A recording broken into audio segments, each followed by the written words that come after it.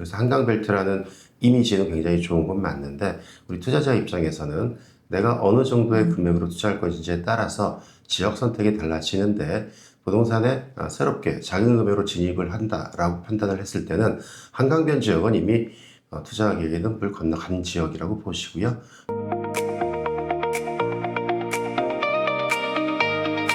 안녕하세요. 리치원 부동산 TV 시청자 여러분, 김춘아입니다. 네, 안녕하세요. 저는 리치 부동산을 운영하고 있는 장준선입니다. 현재 부동산 흐름 조금 대략적으로 설명해 주신다면 어떤 흐름인가요?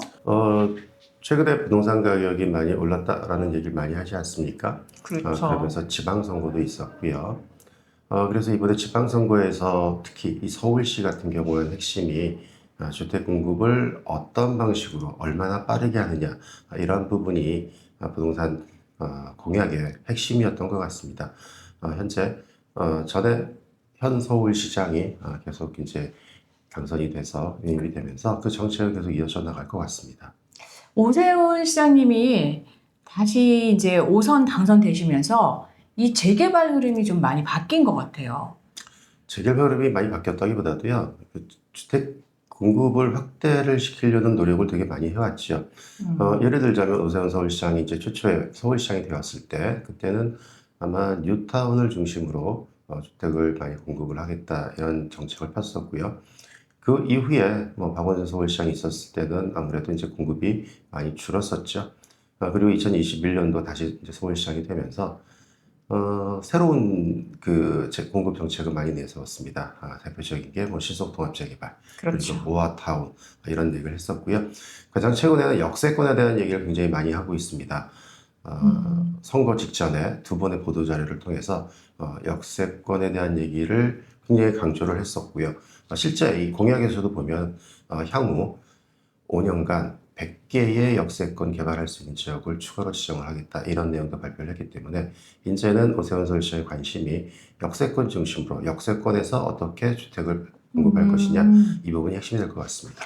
그러면 이 역세권이라는 게 이번 재개발의 키워드네요. 아무래도 그렇죠.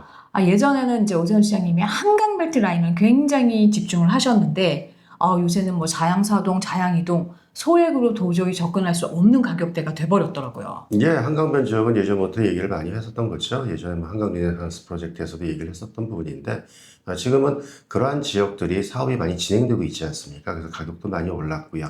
그래서 한강벨트라는 이미지는 굉장히 좋은 건 맞는데 우리 투자자 입장에서는 내가 어느 정도의 금액으로 투자할 것인지에 따라서 지역 선택이 달라지는데 부동산에 새롭게 작은 금액으로 진입을 한다라고 판단을 했을 때는 한강변 지역은 이미 투자하기에는 물 건너간 지역이라고 보시고요. 그러면 이제 앞으로 역세권에서 새로 추가될 곳이 어딘가, 이쪽에 관심을 기울이는 게 맞겠지요. 역세권 과연 추가적으로 지정될 곳 혹시 대표님은 알고 계신가요? 역세권 지역은 서울에 굉장히 많이 있지 않습니까? 그 중에서도 뭐 더블 역세권, 트리플 역세권. 근데 과거서부터 역세권이라는 지역은 아파트를 공급을 하게 되면 교통 여건이 좋은 건 누구나 다 알고 있지 않습니까? 그렇죠. 거기에 상업 여건도 같이 따라주다 보니까 이미 많은 곳이 개발이 진행 중이거나 개발이 완성된 곳이 많습니다. 즉 우리가 알고 있는 트리플, 더블 역세권은 많이 진행이 됐고요. 또 그 중에서도 뭐 지역 중심, 광역 중심 여러 지역들이 있지 않습니까? 그런 지역들은 오래전부터 개발을 진행해 왔기 때문에 이제는 새롭게 지정될 만한 곳을 생각을 해봐야 되지 않나 생각을 합니다. 그렇죠. 그럼 새롭게 지정될 만한 곳 혹시 대표님이 추천해 주실 지역이 있으실까요? 일단은 오세훈 서울시장이 무슨 얘기를 했는지 한번 생각을 해볼 필요가 있겠습니다. 공약에서 이런 얘기를 했습니다. 여러 가지 부동산 공약을 얘기를 하면서 강북과 서남권에 집중되어 있다. 눈치를 채셨을 겁니다. 예를 들어서 뭐 역세권 지역에서 공공기여를 할 때 공공기여를 많이 줄여준다. 이런 부분도 강북 서남권에 집중이 되어 있고요. 또 도심개발 특례 대상지의 70%가 강북 서남권이다. 또 사업성 보전 기술을 적용하는 이러한 지역이 강북 서남권이다. 이런 얘기를 많이 했기 때문에 저는 강북과 서남권을 중심으로 먼저 봐야 되는데, 강북과 서남권 중에서 우리가 대표적으로 떠오른다고 한다면 서남권에서는 동작구를 얘기를 하는 것일 거고요. 네. 강북에서는 이제 광진구 쪽을 얘기를 하는 것 같습니다. 대표님, 서남권 지역에서 동작구를 추천하신 이유 특별히 있을까요? 동작구 하면 동작구는 일단 서남권, 서울 서남권 지역의 관문입니다. 그리고 입지가 가장 좋지요. 실제 아파트 가격이 굉장히 높게 형성이 되어 있는 지역입니다. 따라서 우리가 투자를 때 미래 가치를 본다고 한다면 입지 여건, 아파트 가격 형성 여건 이런 걸 봤을 때는 동작구가 가장 좋다라고 판단할 수밖에 없는데, 또 실제적으로 동작구를 들여다보면요, 네. 많은 지역의 개발이 진행이 되고 있습니다. 뭐 흑성뉴타운, 노량진 뉴타운, 그렇죠. 흑성뉴타운 거의 완성 단계에 들어갔고요. 흑성뉴타운 이번에 보니까 흑석 11구역이요? 네네. 거의 30억에 육박하게 분양이 됐더라고요. 네, 일반 분양가 네. 30억에 책정을 네. 했죠. 그 얘기는 그 시장에서는 30억이라는 아파트 가격이 받아들여진다라는 얘기입니다. 30억이면은 뭐 상급지라고 말해도 과언이 아닐 것 같은데요. 그렇겠죠. 우리가 실제적으로 서울에 이 중간값의 아파트 가격을 보면 한 15억 정도 하거든요. 그렇죠. 서울에서 강북 지역에서 이제 대표적인 지역, 아까 강진구도 얘기했죠. 강진구가 네네. 전용 84제곱미터 기준으로 해서 네네네. 한 22, 3억 정도 지금 네. 하고 있고요. 위로 올라가면 동대문구가 있잖아요. 그렇죠. 동대문구가 이제 막 20억을 찍었고요. 반면에 동작구 같은 경우에는요, 흑성뉴타운 당연히 평당 1억이 넘어갔지요. 그러니까요. 노량진 뉴타운도 가격이 비쌉니다. 맞습니다. 그리고 예. 노량진 뉴타운 아래쪽에 있는 상도동 지역도 아파트 가격이 20억이 넘게 형성이 되어 있습니다. 그런 부분으로 본다면 상급 지역은 맞다라고 얘기를 할 수 있겠죠. 동작구의 현재 개발 현황을 지도를 쭉 살펴보잖아요. 그럼 동작구는 9호선과 7호선이 지나가는데요. 9호선 라인이 있는 곳은 이미 다 개발이 진행되거나 하고 있습니다. 네. 7호선 라인 지나가는 곳 중에서도요, 동작구에서는 뭐 장승배기역이라든지 동작구청역, 그렇죠. 이쪽은 이미 개발이 많이 진행이 되고 있는 상태예요. 네네. 그러면 개발이 아직 덜 진행 중이거나 앞으로 개발할 만한 이런 지역이 상도역과 또 숭실대 입구역, 요 인근 지역이 아닌가 이렇게 저 개인적으로 생각을 합니다. 동작구 활발하게 개발이 진행되고 또 이제 상급지로 진입을 했는데 소액 투자가 가능한 곳이 지금 있나요? 일단은 소액 투자라고 얘기를 한다면요, 일단 초기에 선점을 해야만 소액 투자가 가능하죠. 그렇죠. 초기 선점을 못하면 소액 투자가 되지 않는 거 아니겠습니까? 네네. 우리가 소액 투자라고 한다면 뭐 신속통합 재개발이라든지 모아타운의 예를 들어보면 동의서를 진구하기 전에 투자가 들어가야 초기 투자가 되는 것이고 거기에 걸맞게 소액 투자가 가능하다라고 얘기를 할 수 있습니다. 그 이후에 사업이 진행되면서 가격이 올라가면 소액 투자 단계를 넘어가게 되는 거 아니겠습니까? 그렇죠. 일단 소액 투자는 초기 단계의 선점이 더 중요하다라고 말씀을 드릴 수 있겠고요. 네네.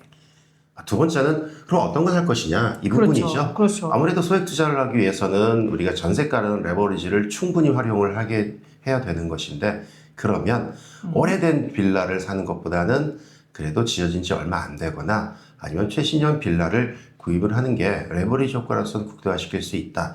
요게 이제 두 번째가 핵심이 되는 것이고요. 네네. 세 번째는 우리가 투자를 할 때 들어가는 부대 비용이라는 게 있습니다. 쉽게 얘기해서 세금이죠. 주택을 뭐 몇 개를 보유했느냐에 따라서 조정 대상 지역 같은 경우에는 취득세 중과가 되지 않습니까? 그러면 이런 부분을 감안을 했을 때 아무래도 취득세 중과에서 조금이라도 벗어날 수 있는, 그러면 세제 혜택을 바라볼 수 있는 게 필요하지 않습니까? 그러면 그럼요. 아무래도 중요하죠. 소형다세주택 이런 것들이 이제 그런 부분에 해당이 되기 때문에 이런 세 가지를 생각을 해서 투자를 해야 되지 않나 이렇게 생각을 합니다. 그러면은 지금 대표님 말씀은 초기에 투자하는 게 가장 좋은 거고 또 그 와중에 신축을 선택해서 세금 혜택까지 받을 수 있는 거, 요게 정말 좋은 물건이라고 말씀하시는 거죠? 네네, 그렇습니다. 지금 아까 추천해주신 상도역이라던가 또 숭실대 입구역에 이렇게 세금 혜택까지 받으면서 소액 투자가 가능하고 미래 가치까지 높아질 수 있는 물건 추천해 주실 수 있으세요? 네, 뭐 추천해 주세요. 네. 신축 빌라가 뭐 지어지고 있는 곳도 있고요.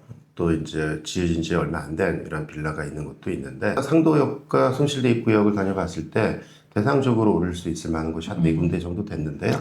그래요? 4군데의 여건이 다 다릅니다. 즉 여건이 다르다는 얘기는 앞으로 오세훈 서울시장이 역세권 추가 개발 지역을 선정을 할 때 과연 그 범주 안에 들어갈 수 있을 것인가.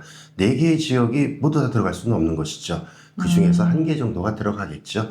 그러면 네. 가장 가능성이 높은 곳이 어딘가라는 것은 여러 가지 그 조건들을 검토해서 결정을 해야 될 문제이고요.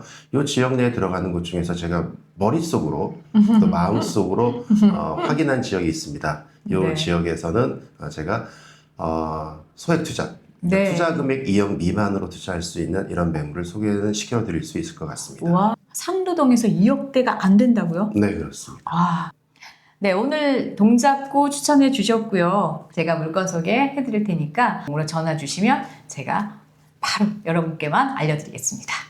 오늘 대표님 나와주셔서 감사하고요. 다음에 또 뵀으면 좋겠습니다. 네, 알겠습니다. 감사합니다.